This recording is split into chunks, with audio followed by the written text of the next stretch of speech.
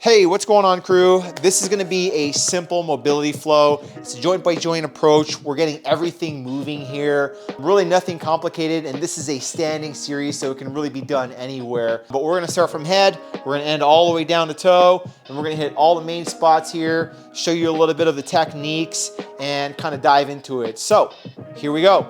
Starting with the neck, we're going to start with neck nods. So all we're really doing, again, is just focusing on getting good quality movement. If you want, you can integrate breath as well. So focus on nasal breathing in through the nose, out through the nose. Right, and just kind of checking with your body. That's kind of the whole idea here, is seeing where we're at, what we need to work on. This is all good stuff here. So after the neck nods, right, with each movement, you're gonna do about 10, 15 reps. After the neck nods, we're gonna go to the nose, the left to right, right, the neck nose. Right, make sure the neck is nice and long. Make sure I'm pulling my chin towards my shoulder. I'm not trying to curve over. So I have a nice straight angle here. So we got yeses, we got the nose. And then from here, right, make sure when you're doing this one as well, you're pulling the shoulders away from your ears so you're not shrugging up as you're rotating. Okay, and you're in a nice straight line. Those are the nose. And then from here, you're gonna go ear to shoulder on each side. Right, just drop the ear to the shoulder and then other way, same deal here. This is your third direction. So this is why I call a three-way neck. Right? The other thing you can do as you're doing this whole series here, pay attention to where you find tension. Maybe you work at a desk, maybe you got a busy day, maybe you're doing something, whatever the case might be, find where the tension is, and that could be what you focus on throughout your day. Right? So if I'm moving my neck and I'm like, oh man, my neck feels a little stiff, maybe I'm focusing on moving my neck throughout the day. I set an alarm every 30 minutes, every hour, and I'm just incorporating neck motion. Okay, so that's the third direction for the neck. Okay, so now we're going to shoulders. So for shoulders, we got what's called the rising sun. So for rising sun, I'm gonna start here, palms down, palms facing backwards. Then as I come up to my side, palms are gonna be facing down, right? And as I come overhead, I'm gonna rotate. Now my palms are facing backwards. Make sure this entire time I'm pulling the shoulders into the socket. So I'm not just kind of sagging, awkward posture here. I want to stay nice and tall, shoulders back and retracted in the socket. Big full belly breath as I breathe in. Reaching out. And you can modify the breath. You can find what works best for you with the breath. So as I inhale, I may exhale halfway.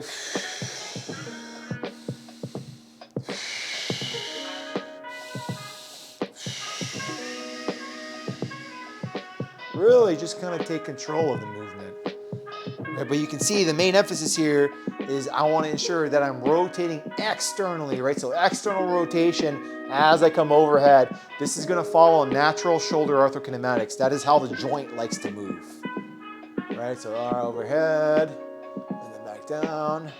Again, this is going to start frontal plane, so I also have three-way shoulders. Right, one. Next one we're going to go into, it's called alternating swimmers. Right, so for alternating swimmers here, I'm going to start down, and I'm going to start with one hand up, one hand down. The palm that's up is going to be facing back. Palm that's down is also facing back. So I have internal down, external up. And then as I alternate, I rotate. Same thing, opposite side. So remember, shoulders are constantly being pulled in the socket. Right, I call this one the alternating swimmer.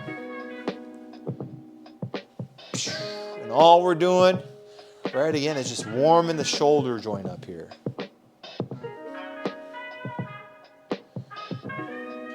Right, this is the motion here.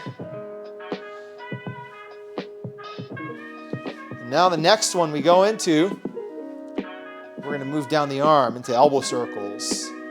Right, so I end up down here, and all I'm doing now is I'm just doing elbow circles. So warming up the elbow joints now. I like to go paddle hands, and then all I'm thinking about doing is moving the water, just like I'm treading water. All right, so I should see pronation and supination, that is turnover of the forearm as I flex and extend my elbow, bend my elbow, okay? Bend and straighten, rather. All right, and then we got two directions, so now we're gonna go the opposite way, same thing. Nice and easy. Shoulders are still set. And then from here, we're gonna go palm to palm, and we're gonna do wrist circles. If you can get forearms together, cool. If not, no big deal. Just focus on quality wrist circles. All of this stuff, you don't wanna go too fast, so nice and easy. You might get some pops, some cracks. Right? This is okay because we have what's called joint cavitation, and that's essentially just pockets of air that fill the joint space that we pop. Kind of like popping bubble wrap. That's very much what it is. Right? And then we're going to go opposite direction. Same thing here. Palm to palm wrist rolls.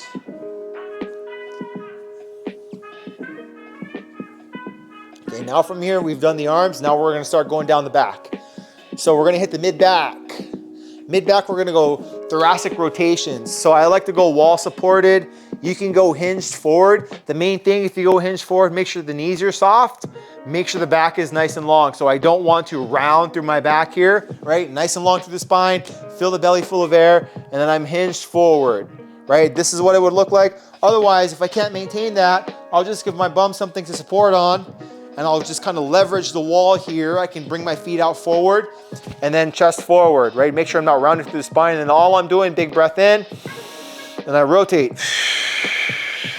I like to keep the head center as I rotate in each direction. Breath in and breath out.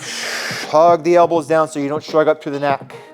Another option here is you can also do this in a seated position, right? So if you have a chair, right, if the wall just isn't it either, you can go into the edge of a chair, nice wide sumo stance, right? Kind of hinge forward and then rotate over. This is gonna be your thoracic rotation.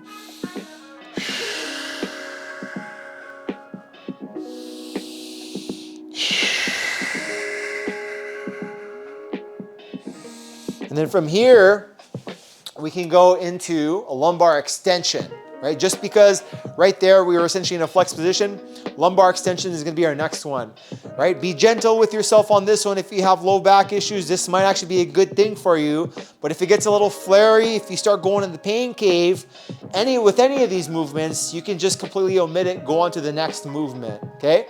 So for low back extension, I like to go hand supported, right on low back. So if you have like a low back bug or anything like that, and you're like, oh yeah, my low back kind of hurts right here, get yourself some support there. So give your hands on that area there, right? For me, I like to go right on kind of like SI, kind of hips, low back area. And then all I'm doing, I'm gonna have my feet under my hips. My toes are gonna be slightly turned inwards. Take that big breath in. Then I'm gonna wedge myself forward with my hands. Make sure I'm pushing myself forward. I want to prevent myself going into excessive anterior tilt on my pelvis, which is why I like to place the hands on the low back, because it kind of gives you a cue when your hips start to dump. You can correct by pushing back into your hips with your hands. And then as I arch forward, right, notice my knees are also kind of bending, right? So big breath in, nice and long, and then exhale. Pushing myself forward. I can also do a wall supported variation on this, right? So I can go into what's called the arrested position, right? Hands on the wall, same deal here. Toes turned in, slightly wider stance, big breath in. And all I'm doing is I'm pushing my hips forward. Same idea here. Try to keep the heels down, but if they come up a little bit, that's okay, right? Main thing here is as you're doing the motion, you feel a little pressure on and then pressure off is the idea, right? That's gonna be the mantra. So again, big breath in. Let myself go forward, use my hands for support. Find the end range, a little pressure on, soften the knees. And once I reach the end of my exhale, come back up, inhale. Okay, and that's gonna be the low back extension. So that's essentially covered the spine.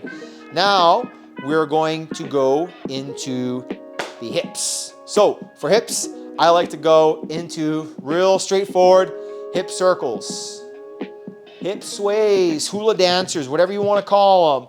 But the main idea here, again, is just to get the hips warmed up and then also to feel the hip muscles. So you notice as I go into this, I'm gliding in this direction, this leg is straight, so I have a little stretch on my abductor, my inner thigh muscle.